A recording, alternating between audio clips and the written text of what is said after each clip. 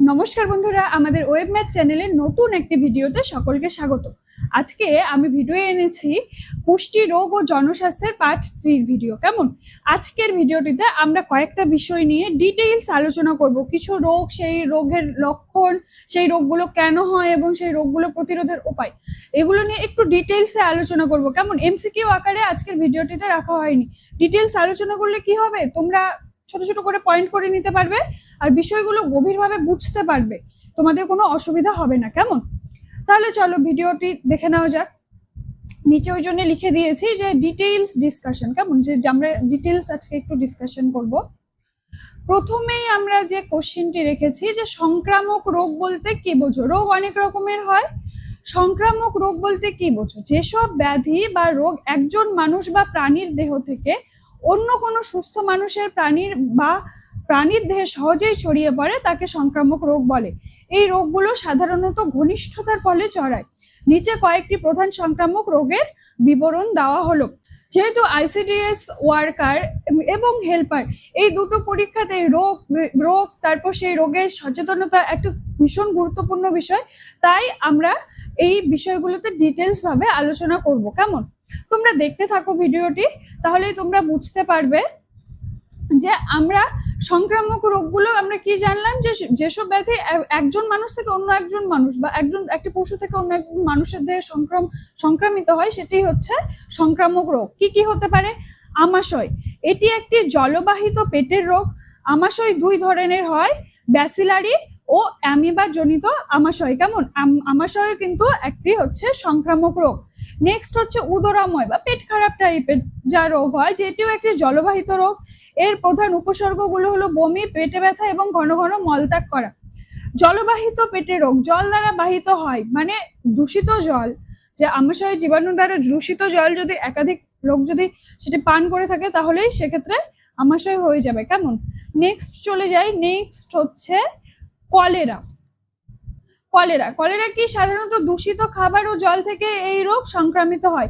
Vibrio colliery নামক bacteria এই রোগের কারণ। এখান থেকে ছোট্ট একটা শর্ট কোশ্চেন হয়ে যাবে যে কলেরা রোগের কারণ বা কলেরা রোগে কোন ব্যাকটেরিয়ার ফলে হয়, সেটি হলো ভিব্রিও কলেরি। কেমন? নেক্সট হচ্ছে টাইফয়েড, এটিও জলবাহিত রোগ। জ্বর এবং গা হাত পা ব্যথা হয় এই রোগের প্রধান লক্ষণ।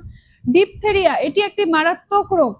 গলা ব্যথা বা জ্বর হওয়া এই রোগের প্রধান উপসর্গ। এটি একটি ভীষণ মারাত্মক রকমের রোগ। এটিও একজন থেকে আরেকজনের বা বিশেষ করে বিড়ালের আঁচড় টাচড়ে এই রোগগুলো হয়ে থাকে। নেক্সট হচ্ছে যক্ষা, নাক, মুখ ও ত্বকের মধ্যে দিয়ে এই রোগের সংক্রমণ ঘটে। মুখ থেকে রক্ত বের হওয়া এই রোগের অন্যতম লক্ষণ এবং এতে প্রাণনাশের আশঙ্কা থাকে। একজন ব্যক্তির যদি যক্ষা বা টিবি হয় তাকে আলাদা করে রাখতে হয়, কারণ এটি ভীষণ সংক্রামক একটি রোগ। নেক্সট হচ্ছে হাম, ছোট বাচ্চাদের হাম বেশি হয়। অত্যন্ত সংক্রামক একটি অসুখ যা বাতাসের মাধ্যমে ছড়িয়ে পড়ে। বসন্ত অত্যন্ত সংক্রামক, এটি দুই ধরনের হয়। এই রোগে জ্বর, গা হাত পা ব্যথা এবং সারা শরীরে গোটা বা ফুসকুড়ি দেখা যায়। বসন্ত মানে চিকেন পক্স কিন্তু ভীষণ রকমের ছোঁয়াচে। একজনের হলে আরেকজন তার আশেপাশে থাকলে বা তার ব্যবহৃত জিনিস ব্যবহার করলে তার হতে বাধ্য। কেমন? নেক্সট চলে যাই, আমরা এই রোগগুলো নিয়ে একটু ডিটেইলস আলোচনা করব। কেমন? যে বসন্ত রোগ কি? বসন্ত রোগ একটি অত্যন্ত সংক্রামক বা ছোঁয়াচে রোগ। এটি প্রধানত দু প্রকারের হয়ে থাকে, জল বসন্ত এবং গুটি বসন্ত। এই রোগের তীব্র প্রভাবে রোগীর প্রাণহানিরও আশঙ্কা থাকে। যদি ঠিকঠাক ট্রিটমেন্ট না হয় বসন্ত রোগের, তাহলে সেই রোগীর প্রাণহানিরও আশঙ্কা হয়ে থাকে। কেমন? বসন্ত রোগের কারণ কি? বসন্ত ভাইরাসের আক্রমণে বা চিকেন পক্স ভাইরাসের আক্রমণে এই রোগ ছড়ায়। ঠিক আছে? কিভাবে ছড়ায় বসন্ত রোগ? বসন্ত রোগে শরীরে গুটি বা ফুসকুড়িগুলি যখন শুকিয়ে খোসা আকারে উঠে যায়, তখন ওই খোসার মধ্যে থাকা ভাইরাস বাতাসে মিশে যায়। এছাড়া রোগের মলমূত্র ও জামা কাপড়ের মাধ্যমে এই ভাইরাস অন্য সুস্থ মানুষের দেহে প্রবেশ করে রোগ সৃষ্টি করে। বসন্ত রোগের লক্ষণগুলি কি কি? অল্প অল্প জ্বর হবে, সারা দেহে ভীষণ ব্যথা হবে, 2-3 দিন জ্বর থাকার পর সারা শরীরে জল ভরা গুটি বা ফুসকুড়ি বের হবে। গুটিগুলো সম্পূর্ণ বের হয়ে গেলে আস্তে আস্তে জ্বর কমতে থাকে। বসন্ত রোগের প্রতিরোধের উপায় কি? বসন্ত টিকা সকলকে অবশ্যই দিতে হবে, রোগীকে মশারির মধ্যে রাখতে হবে, রোগীর ব্যবহৃত সরঞ্জাম ও জামা কাপড় পুড়িয়ে ফেলতে হবে। নেক্সট আমরা আরেকটা সংক্রামক রোগের নিয়ে আলোচনা করব, সেটি হলো কলেরা রোগ। কলেরা কি? কলেরা প্রধানত ব্যাকটেরিয়া ঘটিত জলবাহিত একটি মারাত্মক রোগ, চিকিৎসা বিলম্ব হলে মৃত্যু অবশ্যম্ভাবী। যেমন কলেরা রোগের লক্ষণ কি? ঘন ঘন চাল ধোয়া, জলের ন্যায় দাস্ত হওয়া, প্রচুর পরিমাণে ভেদবমি হওয়া, দেহে জলের অভাব হয়ে চর্ম, জিভা, মিউকাস পর্দা শুকিয়ে যায়, প্রচন্ড জল পিপাসা হয়, হাত পা ঠান্ডা হয়ে যাওয়া, কপালে ঘাম দেখা যায়। ঠিকমতো ট্রিটমেন্ট না হলেও কলেরা রোগে প্রাণহানির আশঙ্কা প্রবল। কলেরা রোগের চিকিৎসা কি? চিকিৎসা হিসেবে ওআরএস এবং শিরাতে স্যালাইন ব্যবহার করা প্রয়োজন। রেনাল ফেলিওর বা মূত্রাশয় বিকল হলে ডায়ালিসিসের প্রয়োজন হয়। কেমন? নেক্সট হচ্ছে হেপাটাইটিস। হেপাটাইটিস সংক্রমণের জন্য লিভারের প্রদাহকে ভাইরাস বা হেপাটাইটিস বলা হয়। হেপাটাইটিস এ এবং হেপাটাইটিস জল ও খাদ্যবাহিত ভাইরাস। বর্ষাকালে এই ভাইরাসগুলির কারণে হেপাটাইটিস হয়। হেপাটাইটিস রোগ কিভাবে প্রতিরোধ করা হয়? এর কোনো ভালো ওষুধ নেই, তাই প্রতিরোধ সহজ। এই রোগের টিকার ব্যবস্থা আছে। হেপাটাইটিসের টিকার ব্যবস্থা আছে বাচ্চাদের।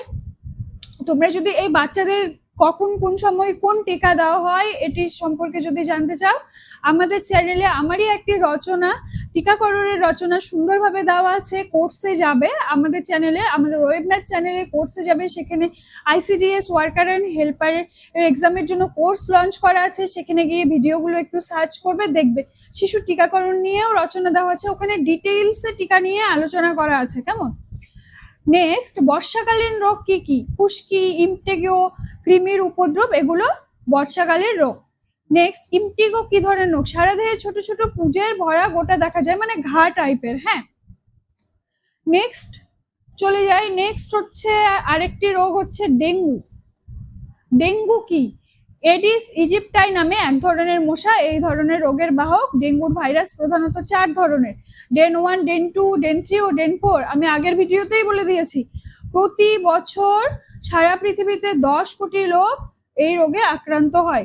কিভাবে সংক্রমণ হয়? ডেঙ্গু প্রধানত শহর কেন্দ্রিক। কোথায় দেখা যায়? শহর কেন্দ্রিক। কারণ শহরে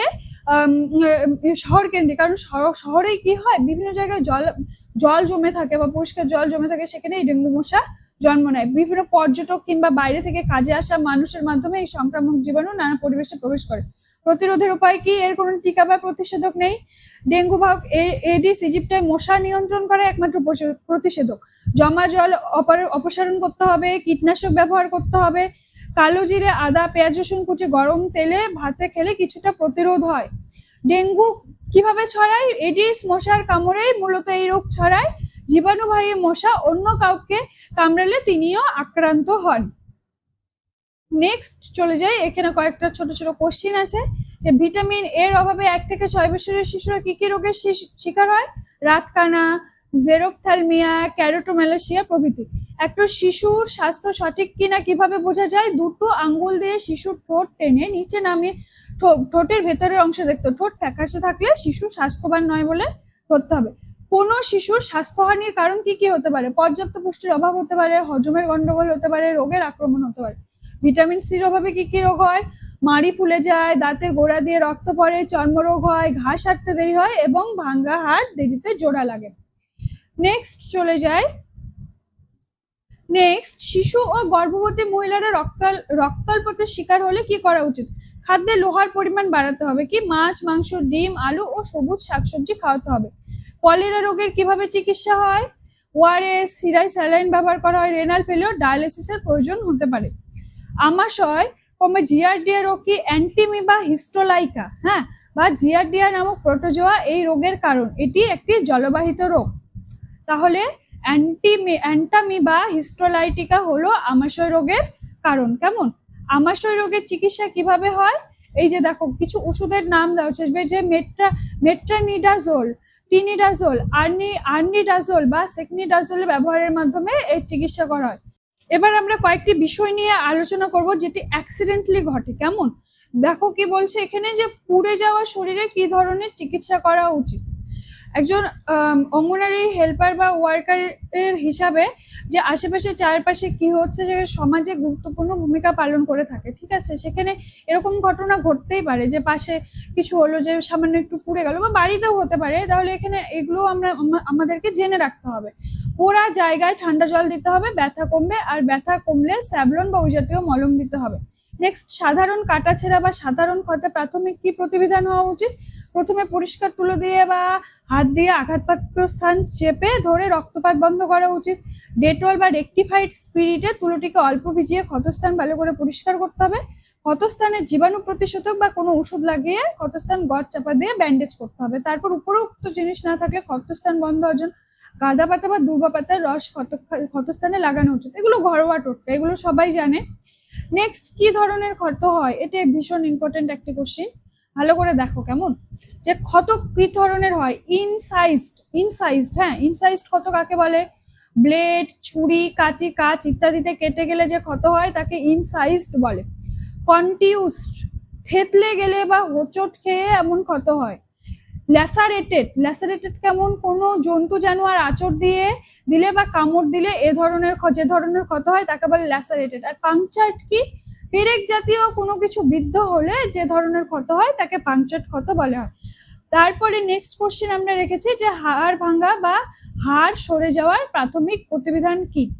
দেহের কোনো স্থানে হাড় সরে গেলে বা ভেঙে গেলে স্থানটি তৎক্ষণাৎ ফুলে যায় এবং তীব্র যন্ত্রণা হয়। উক্ত স্থানটিতে কিছুক্ষণ বরফ দেওয়ার পর যন্ত্রণা লাঘব হলে ক্রেপ ব্যান্ডেজ বেঁধে স্থানটিকে যথাসম্ভব বহন করে রোগীকে নিকটবর্তী হাসপাতালে পাঠানোর বন্দোবস্ত করতে হবে। আমাদের আজকের ভিডিওতে আমরা এই কয়টি বিষয় রেখেছি। ডিটেলসে পড়লে এখান থেকে ছোট ছোট যেসব কোশ্চেন গুলো আসবে, যেমন ধরো আমাশয় কেন হয়, কলেরা কেন হয়, কলেরা প্রতিরোধের উপায় কি, ধরো দেখো এগুলো এমসিকিউ হিসেবেও আসতে পারে। কেমন? এই জিনিসগুলো আজকের এই ভিডিওটি দেখলে খুব ভালো করে তোমরা বুঝতে পারবে, তোমরা খাতায় নোট করে লিখতে পারবে। কেমন? ভিডিওটি ভালো লাগলে অবশ্যই একটি লাইক, আমাদের চ্যানেলটিতে সাবস্ক্রাইব করে দিও। আর তোমরা কি কি ধরনের ভিডিও চাও অবশ্যই আমাদেরকে জানাবে। একজনের ডিমান্ড ছিল যে ইতিহাস বা জিকে থেকে আরো কিছু, মানে সেখান থেকে কিছু কোশ্চিন বা এমসিকিউ সেগুলো যেন দেওয়া হয়। অবশ্যই আমাদের ক্লাস শুরু হবে নেক্সট কিছুদিনের মধ্যেই। কেমন? যেখানে ইতিহাস, ভূগোল সম্পূর্ণ কিছু কারেন্ট অ্যাফেয়ার্স থাকবে, সবগুলো থেকেই আমরা কোশ্চিন দেওয়ার চেষ্টা করব। তাহলে আজকের ভিডিও এ পর্যন্তই। নমস্কার।